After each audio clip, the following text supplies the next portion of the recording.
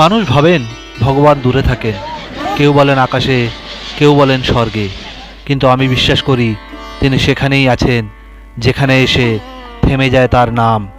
আজ আমি সেই জায়গায় যাচ্ছি, নাম তার দ্বারকা ধাম।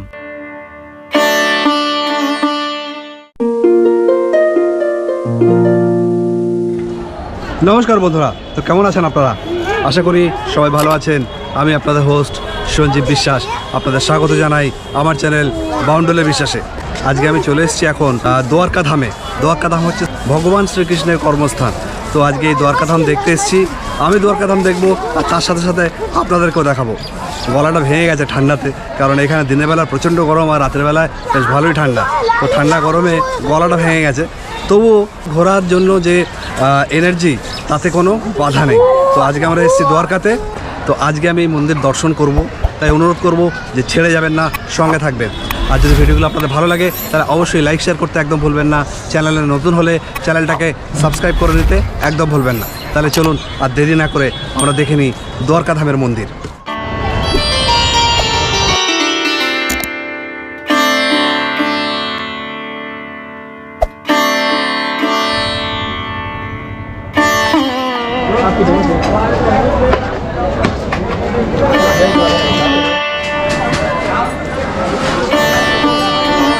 বন্ধুরা, আমরা সবাই জীবনে কিছু না কিছু চাই, টাকা, ভালোবাসা, সাফল্য।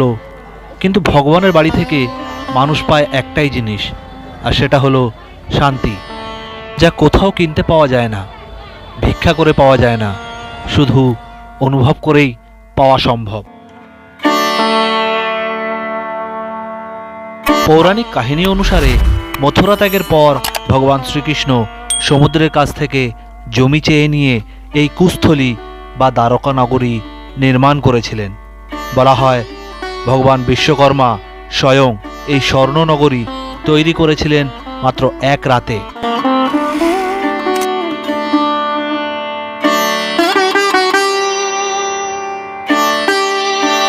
কিন্তু জানেন কি, মহাভারতের যুদ্ধের ৩৬ বছর পর শ্রীকৃষ্ণের মহাপ্রস্থানের সাথে সাথেই এক ভয়ঙ্কর জলোচ্ছ্বাসে পুরো স্বর্ণনগরী সমুদ্রে বিলীন হয়ে যায়। দশকের পর দশক ধরে এটিকে কেবল একটি রূপকথা বলে মনে করা হতো। কিন্তু ১৯৮০-র দশকে সমুদ্রতলে প্রত্নতাত্ত্বিক গবেষণায় আবিষ্কৃত হয়েছে প্রাচীন পাথরের দেওয়াল ও মুদ্রা, যা প্রমাণ করে যে শ্রীকৃষ্ণের দ্বারকা নগরী কোনো কল্পনা ছিল না, ছিল এক জীবন্ত সত্য।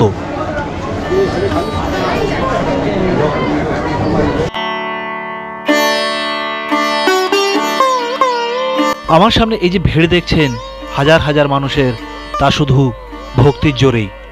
দ্বারকা মানেই কেবল পাথর বা মন্দিরের স্থাপত্য নয়, দ্বারকা মানে হলো বিশ্বাস, ভক্তি আর ইতিহাসের সেই যোগসূত্র যা হাজার হাজার বছর ধরে আমাদের হৃদয়ে গেঁথে আছে।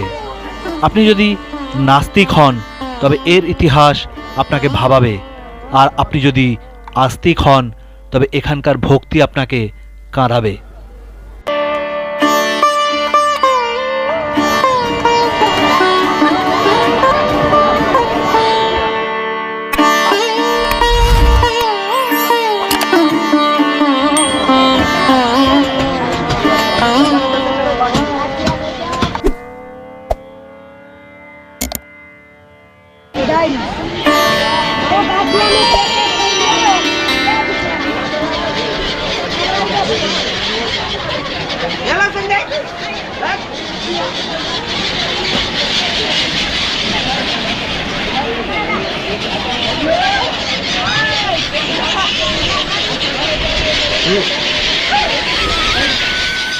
যে সমুদ্র একদিন কৃষ্ণের রাজ্যকে আপন করে রেখেছিল, আজও সেই ঢেউ একই রকম আছে।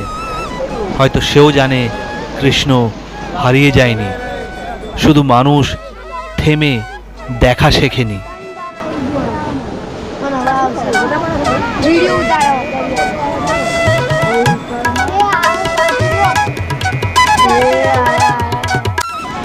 কখনো মন ভারী হয়ে গেলে চলে এসো এই দ্বারকা নদীর তীরে। একেবারে এই দ্বারকা নদীর ধারে বসলে মন প্রাণ সব শান্ত হয়ে যাবে, মনের সমস্ত দ্বন্দ্ব কেটে যাবে। এসে চুপচাপ এই দ্বারকা নদীর ধারে বসো, আর এই নদীর সাথে যে সমুদ্রের মিলন হয়েছে তার গর্জন শোনো। সেই গর্জনের শব্দে তোমার মনের যত দ্বন্দ্বদ্বিধা আছে সব মিটে যাবে। এখানেই কৃষ্ণ আর সুদামার বন্ধুত্বের গল্প জীবন্ত হয়েছিল, সত্য হয়েছিল। রাজা, গরিব, সম্পদ, অভাব সব হারিয়ে যায় যদি হৃদয় সৎ হয়।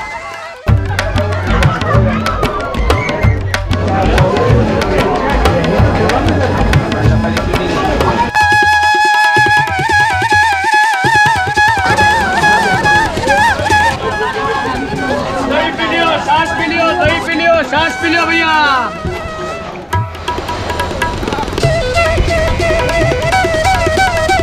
সমুদ্রের জল দেখেছেন, পুরো নীলাভ, একদম নীল সমুদ্র, অ্যারাবিয়ান সি, আরব মহাসাগর। ঠিক মন্দিরের পাশেই হচ্ছে এই সি বিচটা। সঙ্গে থাকুন, দেখতে থাকুন, আর ভালো লাগলে অবশ্যই লাইক শেয়ার করতে একদম ভুলবেন না। চ্যানেলে নতুন হলে চ্যানেলটাকে সাবস্ক্রাইব করতে একদম ভুলবেন না।